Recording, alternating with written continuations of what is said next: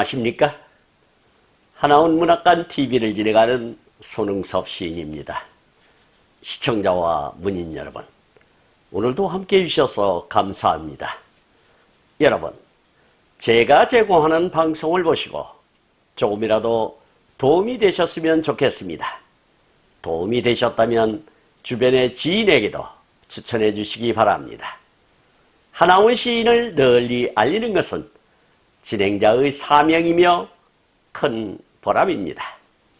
오늘 소개할 자서전은 나의 슬픈 반생기 챕터 44 움트는 사랑의 인식을 소개하도록 하겠습니다.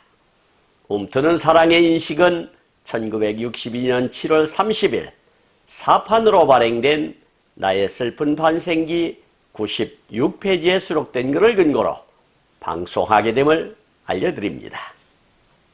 챕터 44 움트는 사랑의 인식.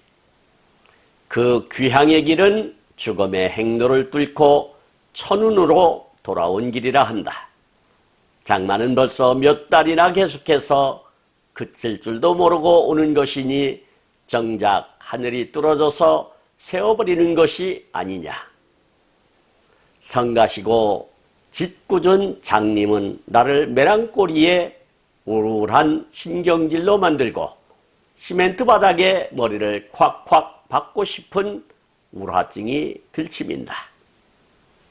장님이 주는 저기압의 메랑꼬리가 아니라도 제 서름에 겨워서 울음이 터지는 것인데 여기에 겹쳐서 동생이 원통하는 모습을 보니 못내 내 가슴이 갈갈이 찢어지며 자꾸만 시점은 죽음을 보고 흥분하는 것이다. 절망 속에 헤매는 순간순간 마음을 놓을 위치를 잡을 수가 없고 언제나 바람에 굴러가는 가랑잎과도 같이 번번하다.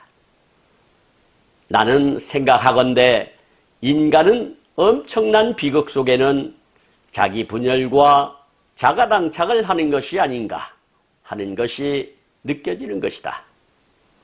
그 번민하는 마음을 안정시키려고 노력하는 마음에 순간순간 로맨을 공상하는 것이다. 로맨이란 정말로 정신적으로 죽어가는 사람에게도 꿈을 새롭게 살아가려는 용기를 주며 희망을 품어주는 해생약인상 싶다는 느낌을 경험한 적이 한두 번이 아니었다. 엄청난 비참 속에 로맨과 꿈을 추구하는 나의 가슴은 이렇다. 무릇 목숨을 가지고 목숨을 하나여 열애하고 있었던 환상을 꽃처럼 그려보고 아리따웠던 넋을 꽃처럼 살려본다. 나는 내 몸이 살아있는 날까지 내 몸이 문드러지고 살이 썩어서 있든 없든 내 생명의 갈대를 찾아서 내가 택한 내 자유의 길을 찾아가려고 결심하였다. 이렇게 결심을 굳게 한 뒤에야 나는 다시금 내 목숨을 하나여 의지의 확대에 노력해보겠다는 앰비션의 슬픔도 사라지고 외로움도 사라지고 눈물도 영영 가시는 것이었다. 그리고 유상무상의 것을 열애하면서 살아보겠다는 생각이 푸른 새싹같이 움드는 것이었다. 새싹같이 움트는 사랑의 인식의 총화는 삼중의 사랑, 즉 내 인생에 세 가지 지극히 타오르는 불이 있다. 그 하나의 불은 아리라고 부르는 한 사람의 높은 플라토닉의 아름다운 여인이다. 그를 사랑하여야 할 고민과 또다시 희망을 품고 사랑의 노래를 부르고 싶은 한층 더 모지게 타오르는 불. 이렇게 챕터 44를 마감 짓고 있습니다. 혹시 아리까리한 문장이나 난해한 단어가 있었나요? 그렇다면 잠시 해소하는 시간을 가져보도록 하겠습니다. 첫 번째 단원을 보도록 하겠습니다. 그 귀향의 길은 죽음의 행로를 뚫고 천운으로 돌아온 길이라 한다. 장마는 벌써 몇 달이나 계속해서 그칠 줄도 모르고 오는 것이니 정작 하늘이 뚫어져서 세워버린 것이 아니냐. 성가시고 짓궂은 장님은 나를 메랭꼬리에 울울한 신경질로 만들고 세멘트 바닥에 머리를 콱콱 박고 싶은 우라증이 들치민다 라고 챕터 44를 열고 있는데요.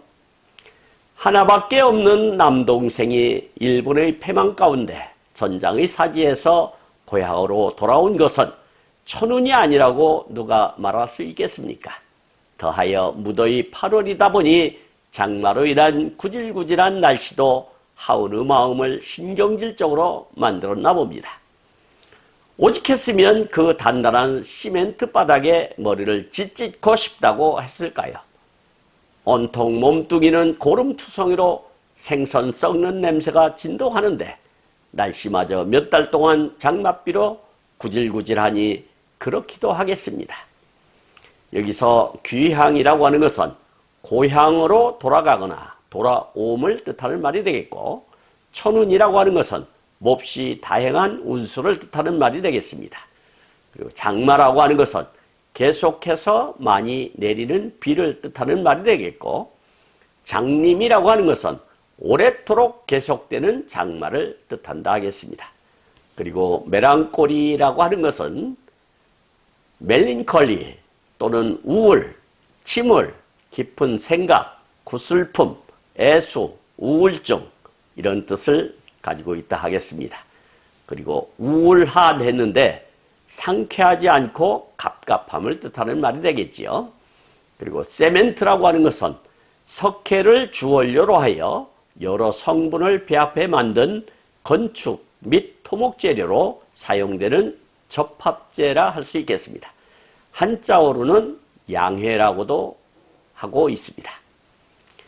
그리고 울화증이라고 하는 것은 억울한 마음을 사귀지 못하여 간의 생리, 기능에 장애가 와서 머리와 옆구리가 아프고 가슴이 답답하면서 잠을 잘 자지 못하는 병을 뜻한다 하겠습니다. 그리고 들치민다 했는데 디밀어 세차게 복받쳐 오르다 이런 뜻이 되겠습니다. 다음 단원을 보도록 하겠습니다. 장님이 주는 저기압의 메랑꼬리가 아니라도 제 서름에 겨워서 울음이 터지는 것인데 여기에 겹쳐서 동생이 원통하는 모습을 보니 못내 내 가슴이 칼갈이 찢어지며 자꾸만 시점은 죽음을 보고 흥분하는 것이다 라고 기록하고 있는데요. 지리한 장마로 인하여 마음도 축 처져 있는데 더하여 동생이 원통해하는 모습을 보니 가슴이 착잡했던 모양입니다. 동생은 하운과 달리 정감에 불타고 나라를 위한 충정이 더 불타오르는 돈키호테식 애국지사형 성격이라서 더 분개하고 있었던가 봅니다. 그런 동생을 보고 있노라니 가슴이 답답하고 갈갈이 찢기는 심정으로서 차라리 생을 마감할까 하는 생각까지도 들었던 게 아닐까 싶습니다. 여기서 저기압이라고 하는 것은 동일한 고도의 영역에서 주위에 비해 기압이 상대적으로 낮은 구역을 뜻하나 여기서는 기분이 좋지 않은 상태를 뜻한다 하겠습니다. 그리고 서름이라고 하는 것은 서럽게 느끼는 마음, 그리고 원통이라고 하는 것은 몹시 억울하여 가슴이 아픔, 그리고 갈갈이라고 하는 것은 갈갈이의 비표준어로 여러 가닥으로 갈라지거나 찢어진 모양을 나타내는 말이 되겠습니다. 시점이라고 하는 것은 사물을 보는 관점을 뜻하는 말이 되겠고, 흥분이라고 하는 것은 어떤 자극을 받아 감정이 격해지거나 신경이 날카로워짐을 뜻하는 말이 되겠습니다. 다음 단어를 보도록 하겠습니다. 절망 속에 헤매는 순간순간 마음을 놓을 위치를 잡을 수가 없고 언제나 바람에 굴러가는 가랑잎과도 같이 번번하다. 나는 생각하건대 인간은 엄청난 비극 속에는 자기 분열과 자가당착을 하는 것이 아닌가 하는 것이 느껴지는 것이다. 그 번민하는 마음을 안정시키려고 노력하는 마음에 순간순간 로맨을 공상하는 것이다 라고 기술하고 있는데요. 사람이 절망 속에 빠지면 아무 생각도 없고 매사가 무기력하게 되지요. 마치 잔바람에도 이리저리 굴러다니는 낙엽처럼 말입니다. 하지만 이렇게 엄청난 비극에서도 오락가락하는 생각과 말과 행동이 일치하지 못하는 모순에 빠져 엉뚱한 생각을 하게 되는가 봅니다. 그래서 그 수렁에서 빠져나오는 에너지가 되는 것이 로맨이란 공상이 아닐까 하는 것이지요. 그런 상황에서도 사랑은 사람의 희망이요 피난처가 되는 특효약이 아닐까 싶습니다. 여기서 번번이라고 하는 것은 번거로울 번자를 2번 써서 괴롭고 괴롭다는 뜻이 되겠습니다. 그리고 자기 분열이라고 하는 것은 의식이 하나로 통합되지 못하고 둘 이상으로 나누어지는 것 같은 혼란감을 뜻한다 하겠습니다. 그리고 자가당착이라고 하는 것은 한 사람의 말이나 행동이 앞뒤가 서로 맞지 않고 모순이 되는 것, 이런 것을 우리가 자가당착이라고 하죠. 그리고 번민이라고 하는 것은 마음이 답답하여 괴로워함.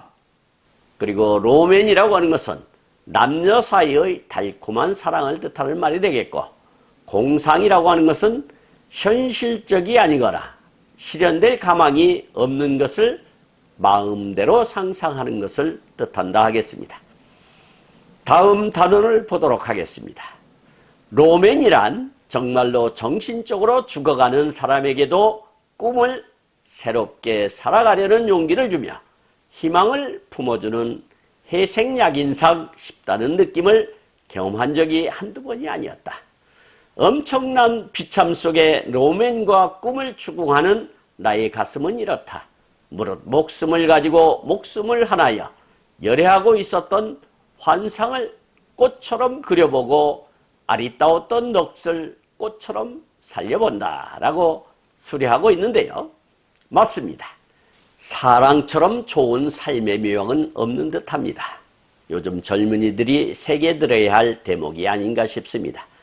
흔히들 사랑은 국경도 없고 나이도 없으며 인종도 없다고 하지 않습니까?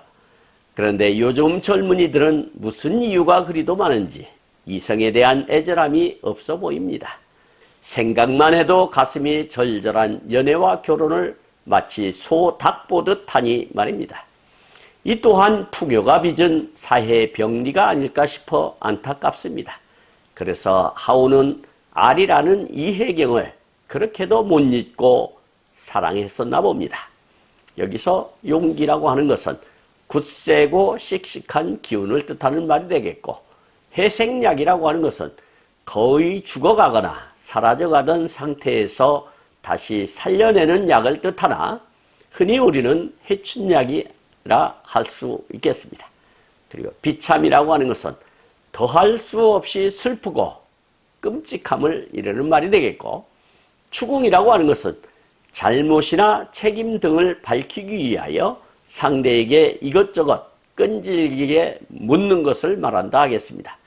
그리고 무릇이라고 하는 것은 대체로 생각해 보아 이런 뜻이 되겠고, 목숨이라고 하는 것은 사람이나 동물이 숨을 쉬며 살아있는 힘을 뜻한다 하겠습니다.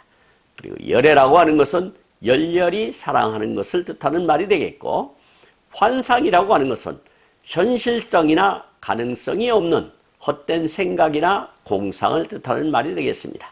그리고 넋이라고 하는 것은 사람의 몸에 있으면서 몸을 거느리고 정신을 다스리며 목숨을 붙어있게 하는 비물질적 존재라 할 수 있겠습니다. 다음 단원을 보도록 하겠습니다. 나는 내 몸이 살아있는 날까지 내 몸이 문드러지고 살이 썩어서 있든 없든 내 생명의 갈대를 찾아서 내가 택한 내 자유의 길을 찾아가려고 결심하였다. 이렇게 결심을 굳게 한 뒤에야 나는 다시금 내 목숨을 하나여 의지의 확대에 노력해 보겠다는 앰비션에 슬픔도 사라지고 외로움도 사라지고 눈물도 영영 가시는 것이었다. 그리고 유상무상의 것을 열애하면서 살아보겠다는 생각이 푸른 새싹같이 움돋는 것이었다라고 기록하고 있는데요. 하온의 삶에 대한 의지를 잘 엿볼 수 있는 대목입니다. 수많은 죽음에 대한 생각이 지배하고 있었지만 끝내 삶을 불태워보겠다는 결연한 의지를 나타내고 있으니 말입니다. 그것이 곧 사랑의 힘이 아닐까 싶습니다. 그 가운데에는 당연히 그 영원한 애인 알이 자리 잡고 있는 것이고요. 꽁꽁 얼어붙은 땅을 비집고 어린 새싹이 봄볕에 스멀스멀 돋아나듯 하온의 가슴에도 푸른 새싹이 움돋고 있는 것을 보게 되었습니다. 여기서 문드러지고라고 했는데 문드러지고의 비표준어로 썩거나 무르게 되어 힘없이 처져 떨어지고의 뜻이 되겠습니다.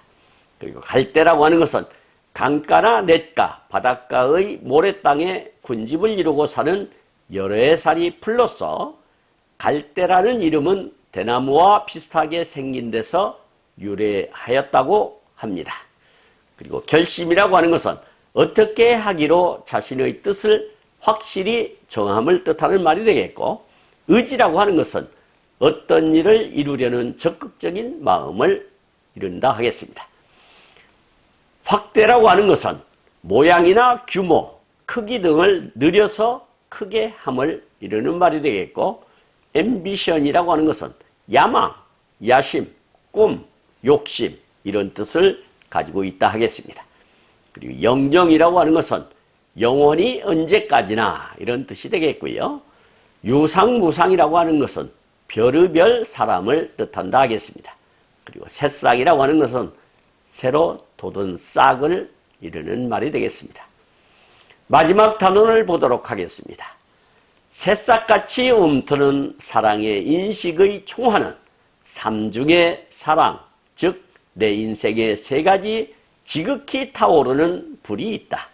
그 하나의 불은 알이라고 부르는 한 사람의 높은 플라토닉의 아름다운 여인이다. 그를 사랑하여야 할 고민과 또다시 희망을 품고 사랑의 노래를 부르고 싶은 한층 더 모지게 타오르는 불. 이렇게 챕터 44를 마감짓고 있습니다. 하온에게는 세 가지의 활활 타오르는 불이 있는데 그 중에 하나가 알의 플라토닉한 사랑이라고 고백을 하네요. 그를 사랑할 수밖에 없는 깊은 내막은 점점 알아보도록 하고, 여기서는 그녀에게서 어머니 같은 사랑을 느끼지 않았을까 싶습니다. 앞으로 점점 짙어가는 사랑의 농도를 기대하기로 합시다. 여기서 총화라고 하는 것은 전체가 서로 간의 마음이나 뜻을 모아 화목하게 어울림을 뜻하는 말이 되겠고, 삼중이라고 하는 것은 세 겹을 뜻하나 여기서는 세 가지의 중요한 목표를 뜻한다 하겠습니다. 그리고 불이라고 하는 것은 빛과 열을 내면서 타는 물체를 뜻하는 말이 되겠고, 플라토닉이라고 하는 것은 물질 세계보다 관념 세계를 더 높게 평가한 플라톤 철학의 성격을 이루는 말로서 플라톤의 정의에 따르면 육체적 사랑, 에로스, 도덕적 사랑, 필리아, 정신적 신앙적 사랑, 스터게트론, 무조건적인 사랑, 아가페이다 라고 정의하고 있습니다. 그리고 고민이라고 하는 것은 마음속으로 괴로워하며 속을 태우는 것을 뜻한다 하겠습니다. 지금까지 함께 하신 시청자와 문인 여러분 감사합니다. 제가 하나원 문학관 TV를 방송하는 이유는 고난과 역경을 딛고 문학의 꽃을 피우신 하나원 시인을 널리 알리기 위해서입니다. 여러분의 주변이나 하나원 시인에 관심 있으신 분께서는 인터넷 포털 다음의 카페에서 하나원 문학관을 검색하여 가입하시면 고 하나원 시인에 대한 다양한 자료를 접할 수 있으며 많은 시인과 문학활동을 함께할 수 있습니다. 그리고 유튜브에서 하나원 문학관 TV를 검색하시면 하나원 시인의 진면목을 발견하실 수 있습니다.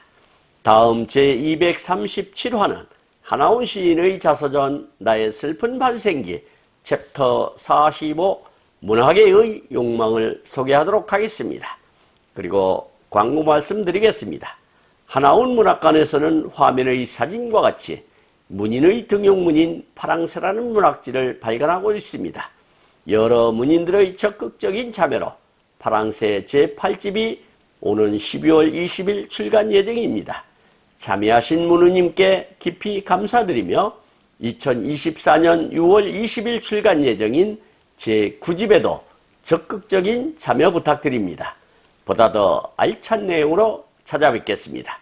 감사합니다. 진행의 손흥섭이었습니다.